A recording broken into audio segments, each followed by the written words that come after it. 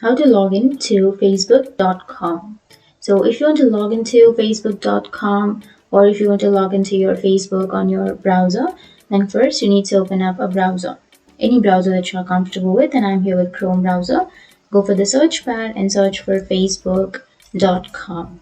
And once you've searched, here it will take you to this page. So to log into your Facebook, first you need to enter your email or your phone number on the first blank. So enter your email or your phone number, and then you need to enter your password on the next blank. But if you don't remember your password, then you can go for forgot password, which is here, so that you can reset or recover your password.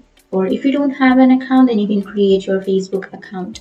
But if you already have an account, then enter your email and your password, or your phone number or your password, and click on login. And once you click on login, it will log you into your account. So that's it. That's how you log into your facebook.com. And if you have any questions, feel free to comment below. Thanks for watching.